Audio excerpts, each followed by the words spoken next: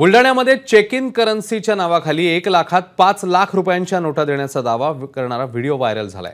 Social मीडियावरील इंस्टाग्रामवरनं _शिव_तांडव_99 नावाच्या अकाउंटवरून 1 लाख रुपयांच्या बदल्यात 5 लाख रुपयांच्या बनावट नोटा देण्याचा दावा करण्यात आला। बरं, या दाव्यासाठी मोबाईल क्रमांकही देण्यात आलाय। संपूर्ण बुलढाणा जिल्ह्यात त्यामुळे खळबळ उडाली आहे। पोलीस मात्र याबद्दल अनभिज्ञ असल्याचं पाहायला मिळतंय। बुलढाणा स्थानिक गुन्हे अन्वेषण विभागाने या संदर्भात आम्हालाही सॅम्पल नोट मिळाली आणि एक मोठं रॅकेट असून मध्य प्रदेशातनं हे चालवलं जातंय। यावर आमच्या 2 टीम विविध ठिकाणी काम करत असल्याचं स्थानिक गुन्हे अन्वेषण विभागाचं म्हणणं आहे।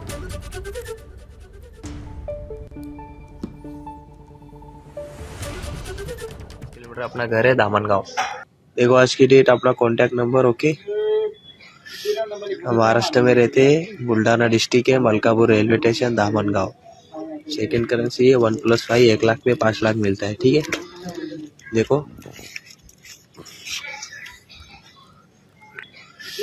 हम महाराष्ट्र में रहते हैं, बुल्ढाना डिस्ट्रिक्ट है, Malkapur railway station Damangaon. Check in currency है 1+5 1 लाख में 5 लाख मिलता है, ठीक है। देखो देख सकते हो। देखो आज की डेट अपना कॉन्टॅक्ट नंबर है। आपले प्रतिनिधी संजय महाजन आता आपल्यासोबत आहेत। संजय, हा सगळा प्रकार आता व्हिडिओ समोर आल्यावर नेमकी कशी पावलं टाकण्यात येत आहेत, कोणकोणते धागेदोरे यामध्ये मिळत आहेत? नक्कीच अश्विन, अतिशय धक्कादायक हा व्हिडिओ आहे आणि इंस्टाग्राम वरून चेक इन करन्सीच्या नावाखाली 1 रुपयात 5 लाखाच्या नोटा देण्याचा दावा या व्हिडिओत करण्यात आला आहे। याची पार्श्वभूमी अशी आहे की काही महिन्यांपूर्वीच, म्हणजे जवळपास 10 ते 11 महिन्यांपूर्वीच मलकापूर परिसरातच एक मोठं रॅकेट पोलिसांनी पकडलं होतं, ज्यात बनावट नोटा छापण्याची एक मोठी मशीन, जवळपास 1.5 कोटी रुपयाची मशीन जप्त करण्यात आली होती।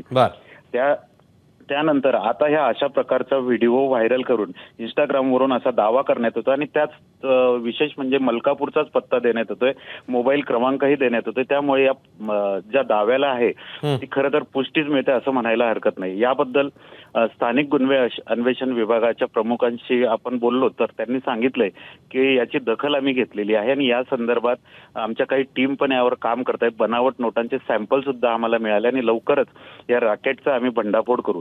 मात्र अशा प्रकारे हा दावा करण्यात येतो आहे, खूप मोठं षडयंत्र या परिसरात आता बघायला मिळत आहे। यामुळे मात्र बुलढाणा जिल्ह्यात मोठी खळबळ उडाली। अश्विन, धन्यवाद संजय या सगळ्या सविस्तर माहितीबद्दल। एबीपी माझा, उघडा डोळे बघा नीट।